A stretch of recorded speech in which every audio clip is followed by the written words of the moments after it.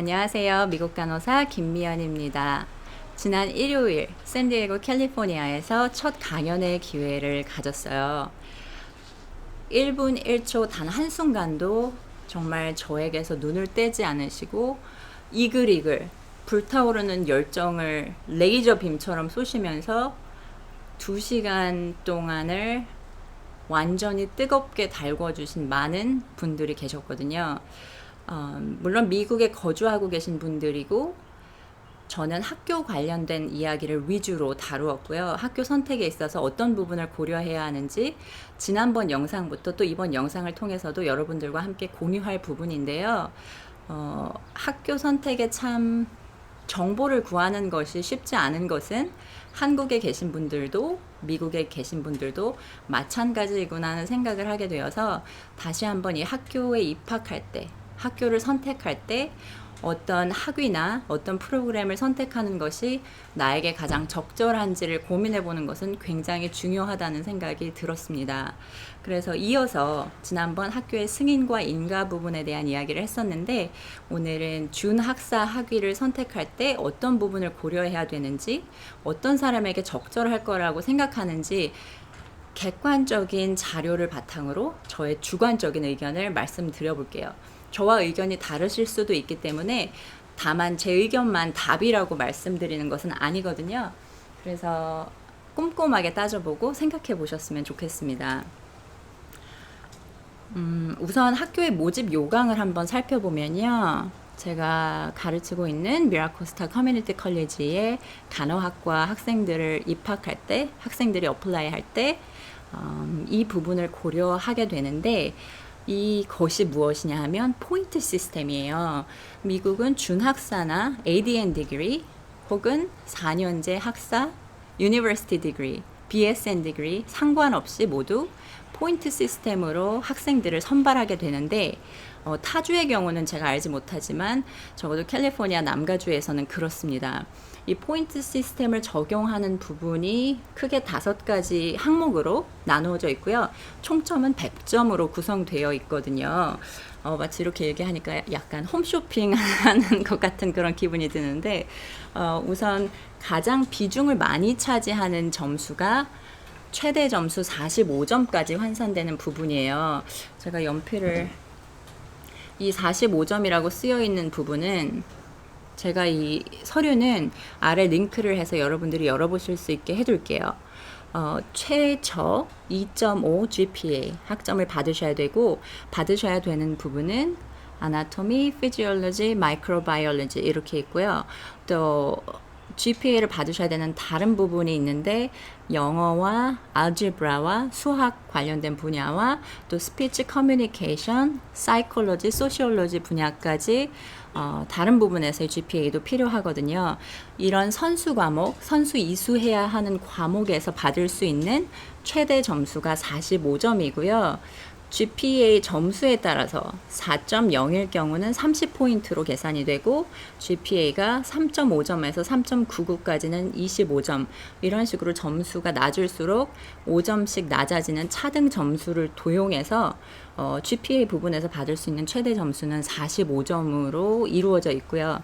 다른 부분 15점, 5점, 3점, 32점 이렇게 있는데 이 중에 이제 수학이랑 영어랑 과학 관련된 부분을 공부하셔서 시험을 보시고 점수를 내셔야 되는 부분이 있고요. 또 life experience, 인생 관련된 부분, 인생 경험에 관련된 부분, 예를 들면 장애가 있다던가 저소득층 가정이라던가 혹은 자신이 자기 가족 중에 대학에 진학하는 첫 세대의 사람이라던가 자기 자신 혹은 배우자가 베테랑이라던가 군인에 몸담고 있거나 은퇴한 군인이거나 하는 경우 맥시멈 5점까지 받으실 수가 있고요. 또 다른 분야에 간호학에 어플라이 하기 전에 공부를 해서 학사나 석사 디플로마를 가지고 계신 경우에는 그것이 점수로 환산되어서 최대 15점까지 받으실 수가 있으세요. 총점 100점 중에 저는 그게 궁금하더라고요. 그래서 간호학과에 입학하려면 몇 점 정도 맞아야 되는지, 커트라인은 어떤지 제가 담당자에게 물어봤더니 94점이었대요. 지난번 학생들을 뽑을 때 커트라인 점수가 94점이었는데 100점 만점에 94점이라는 것은 빠진 점수가 뭐 거의 없다는 의미이고, 제가 짐작컨대 선수 이수 과목에서 분명히 다들 4.0을 받아왔을 것이고 A를 받아서 맥시멈 점수 45점을 만들었을 것이고요. 없는 장애를 만들거나 군인이 아닌데 군인이 될 수는 없잖아요. 그래서 이런 부분에서 피치 못하게 1, 2점 정도 빠지는 것이 누적되면서 아마 4점, 5점, 6점 정도 좀 빠지지 않나 하는 생각이 들었어요. 물론 평균 점수가 94점이었기 때문에, 커트라인이 94점이었기 때문에 100점인 사람들도 있었을 수가 있고 97점, 95점인 사람일 수도 있었을 수가 있겠죠. 가르치는 학생 중에 한 학생이 자기는 이 학교에 삼수해서 들어왔다고 하는 거예요. 근데 전문대와 4년제 개념이 한국과 굉장히 많이 다른데, 미국에서는 적어도 간호학과에 있어서만큼은 전문대 간호학과가 4년제를 떨어진 사람이 차선책으로 선택해서 가는 것은 분명히 아니거든요. 근데 이 부분에 대한 선입견을 가지고 계시거나 좀 마음의 문을 열지 못하시면 본인이 앞으로 추후에 간호에 처음 입문하시거나 어떤 진로를 어드밴스 해 가실 때 좀 장애가 될 수 있겠다는 생각이 들어서 조심스럽게 그 학사와 전문대 졸업에 관련된 부분은 개인적으로도 좀 더 리서치를 해보셨으면 좋겠다는 생각이 들고요. 굉장히 퀄리티가 높은 학교이고, 만약에 누가 지금 저에게 지금 김미연 당신은 한국 나이로 39살이지만 만 나이로 하고 아직 생일 안 지났으니까 뺄게요. 2살. 그래서 37살인데 이민자이고 신분이 정리가 되지 않았고, 정리가 되지 않았다는 이야기는 영주권이나 시민권이 없는 상태에서 학생 비자를 가지고 있다던가 하는 상황을 예로 든다면 신분이 정리가 되지 않은 상황이고, 아무래도 이민자고 영어를 제2외국어로 배웠기 때문에 원어민만큼 원활한 소통은 안 되는 상황이고, 나이는 많고 간호사는 빨리 되고 싶고, 이런 상황에 저라면 어떤 선택을 할까 고민을 하고 여러분과 저의 개인적인 의견을 공유해 보면, 저라면 전문대를 선택하겠어요. 거기에는 크게 이유가 2-3가지 정도 있는데요. 우선 기간이 4년제보다 짧아요. 간호학 과목을 총 4학기, 그러니까 2년 동안 이수하고 전문대를 졸업하면 간호사 시험에 응시할 자격이 주어지고요. 4년제의 경우는 풀 8학기, 4년 동안 공부를 해야 간호학과 시험에 응시할 자격이 주어지거든요. 물론 전문대 입학하기 전에 아까 말씀드렸던 프리리퀴짓, 선수 과목을 이수하는 기간이 1년에서 1년 반 정도 걸릴 수도 있어요.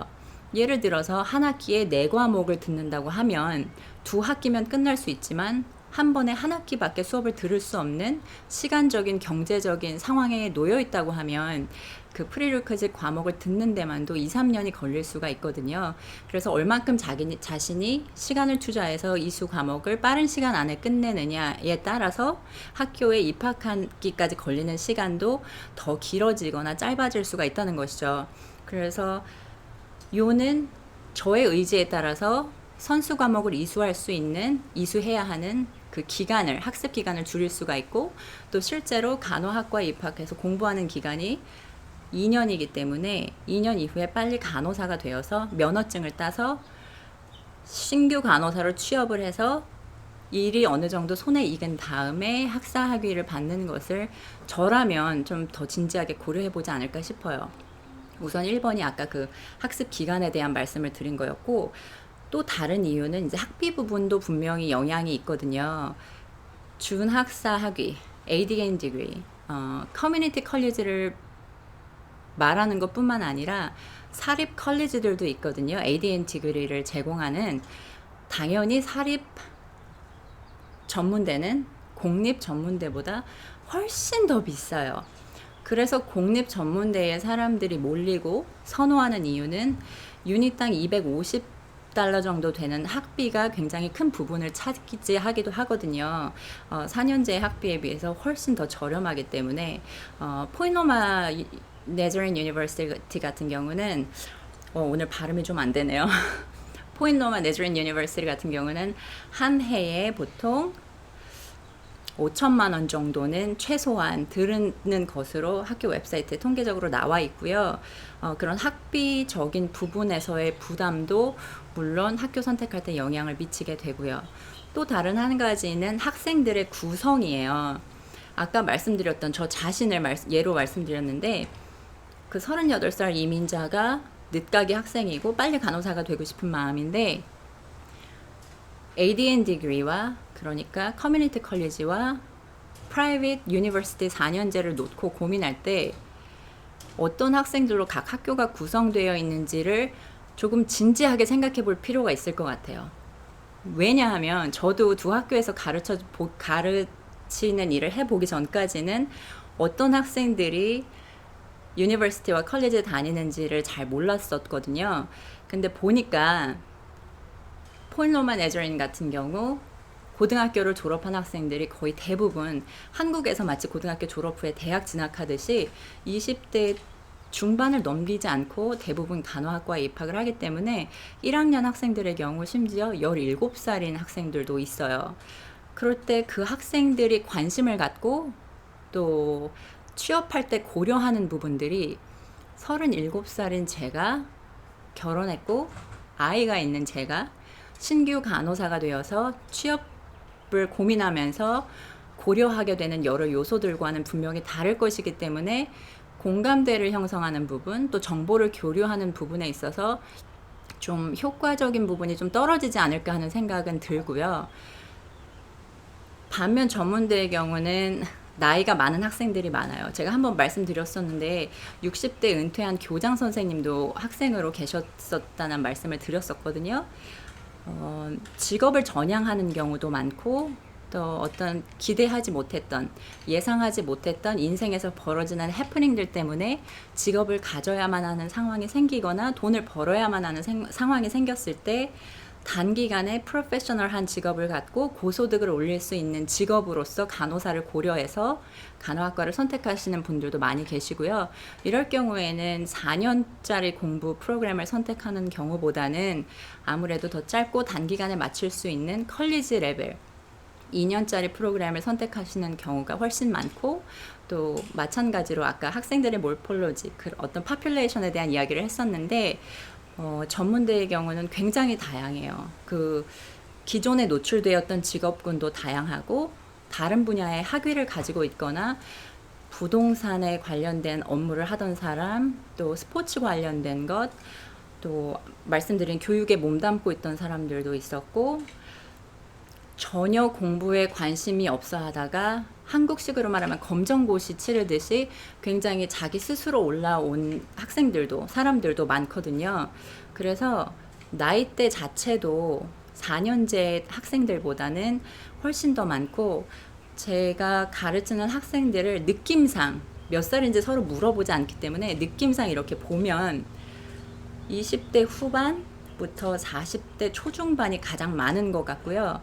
20대 초반은 오히려 좀 없는 것 같아요. 20대 중후반부터 40대 초중반까지. 물론 50대도 있고 20대 초반도 있어요. 60대도 있고요. 그렇지만 이제 전반적으로 학생들의 나이대가 가장 많은 것 같은 구성을 살펴보면 이제 그 정도가 되겠고 아무래도 나이가 좀 있는 상태에서 간호학을 처음 선택하고 입문하는 경우이기 때문에 제가 취업을 놓고 고려할 때 신규 간호사로 직업을 선택하면서 여러 가지 요인들을 고려할 때 제가 고려하고자 하는 요인들이 같이 공부하는 친구가 고려하고 있는 요인들과 겹치는 부분이 아무래도 상당히 많겠죠. 저도 결혼했고 아이가 있고 가족과 함께하는 시간도 중요하고 간호사로 일을 하는 것도 중요하기 때문에 그야말로 요즘에 뭐라고 하죠? 워라밸이라고 하나요? 일과 삶의 균형을 찾는 것 그런 부분의 중요성이 25살 신규 간호사보다는 훨씬 더 클 수밖에 없다는 것이거든요. 그래서 취업이나 또 학교 공부를 해 나가는 중에서 서로 정서적으로 서포트 받을 수 있는 부분 또 라포트를 형성할 수 있는 부분에서도 저라면 커뮤니티 컬리지를 선택할 것 같은 생각이 듭니다. 그래서 오늘은 준학사 학위를 선택할 때 어떤 사람들이 보통 선택하는지, 또 입학 때 어떤 부분을 고려해야 되고 어느 정도 수준이 되어야 입학이 가능할지에 대한 부분에 대한 이야기를 해보았고요. 국제간호사 길라잡이를 가지고 계신 분들은 추후에도 학교 선택에 관련된 내용을 영상으로 만들어 보겠지만 216페이지 미국 간호 학위 알기부터 246페이지까지 중간에 넣어 있는 세 가지 부록을 모두 포함해서 잘 숙지하고 계셨으면 좋겠고, 혹시 읽으시다가 모르시는 부분이나 좀 헷갈리는 부분 다시 설명해 줬으면 하는 부분이 있으시면 책 첫 장에 제가 이메일 주소랑 다양한 저에게 연락 가능한 방법들을 적어 놓았으니까 그 루트를 통해서 저한테 연락을 주시거나 혹은 댓글로 남겨주시면 제가 모르면 리서치해서 아는 사람에게 물어봐서 여러분과 공유하도록 하겠습니다. 네, 오늘 학사 학위에 관련된 부분, 아니죠, 준학사 학위, 커뮤니티 컬리지 선택하는 부분에 대한 전반적인 정보는 여기까지였고요. 작게나마 도움이 되셨으면 좋겠고, 오늘 하루도 당신의 꿈을 응원합니다.